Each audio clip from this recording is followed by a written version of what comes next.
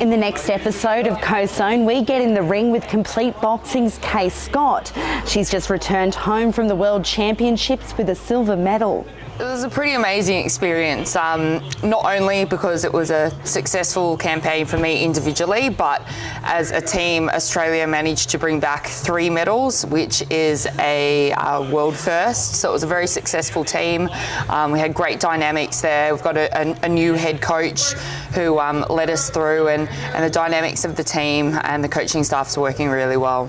So talk us through the tournament and the stages and how you progressed through to the final. Yeah.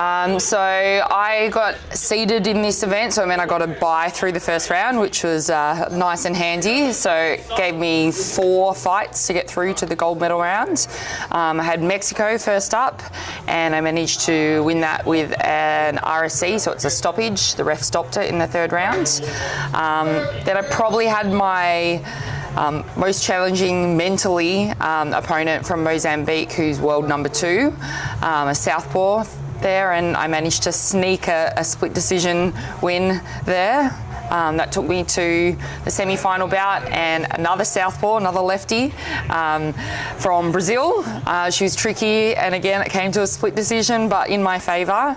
And then that took me through to the final, and I was up against Russia, and wasn't able to quite perform on the night there. I gave it my all, but she just performed a little better, and she snuck the win in. How much does it change, I guess, your tactic in the ring, having, someone who's a southpaw, hopping in? Yeah. It's a completely different game plan, the way you need to move strategically, your punch selection. But we did video analysis beforehand. We've actually got a lot of southpaws here at Complete Boxing, so I've had a bit of experience there. So I wasn't too worried about that, but especially one of the girls was very tall and rangy, so it does make it a little bit more challenging, but the tactics worked out for us. And you talked about, obviously, Australia's achievement, but your own personal achievement. This is your 2nd World Championship silver medal, so obviously still wanting that gold. I know! But the elusive gold. Yeah, it's still a great achievement. Yeah. I am over the moon. Obviously a little disappointed directly after when the presentation ceremony happened, but in hindsight, I am really, really proud of myself for doing it. It's taken a long time to get to the top, and it does at any kind of elite sport. I've been in the national team for over 10 years. So yeah, I'm proud of myself, and it's taken a lot of time, particularly with my home coach, Joel, helping me to get where I need to be. And that is a particular thing, I know you've had, your battles with the last Olympic Games, and now you're on the quest to qualify for the next one. I am. What does it mean? Obviously boxing, women's sport is growing, but with boxing, it's still one of those ones where women aren't getting the same sort of, attention, say, in the sport as, say, men, but it's... We're making great progress, so that's, as long as we're moving forward, I'm happy, and I've seen such change from when I first started to...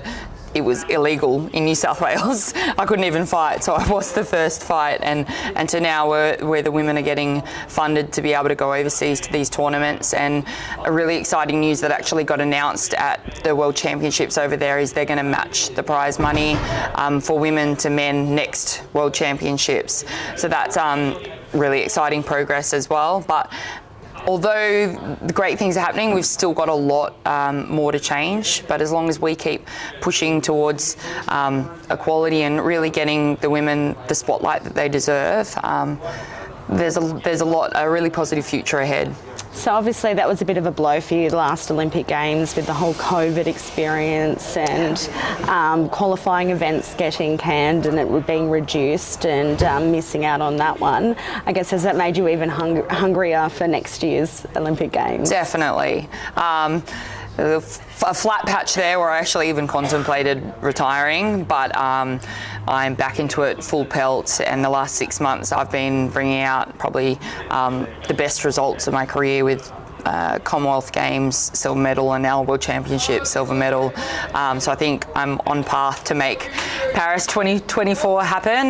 That's the goal. And obviously here at Complete Boxing, you're under the reins of Joel Keegan. Great little studio here. He's moved over from PCYC at your minor, and he's got a number of pro fighters here as well. What's the team like here, and what's it like to be under, I guess, Joel Keegan? And it is the best team to be part of.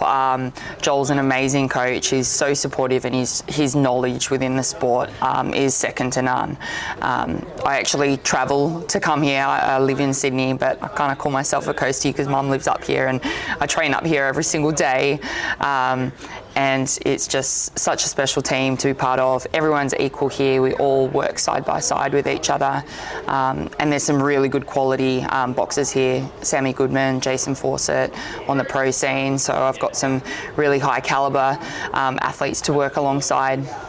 And for yourself, you know, how great is it to see the younger ones come through, and especially the young little girls that are coming in, and, you know, they look up to you as well, yeah. It's really cool. I probably notice it a little bit more now, and the girls within the gym here, and even on the national team, we had quite a few people that were making their debut, and I know that I've got a bit of experience there, and I kind of took a couple of them under my wing and tried to kind of help them through the experience, and I really want to kind of share my knowledge to allow that young blood to come through.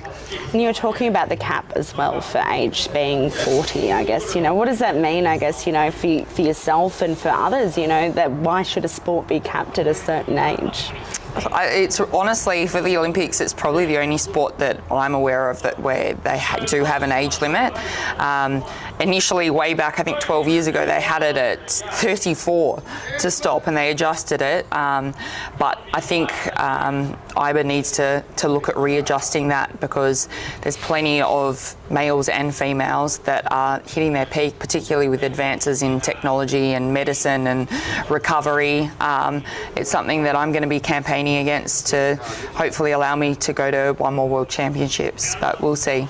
Fantastic.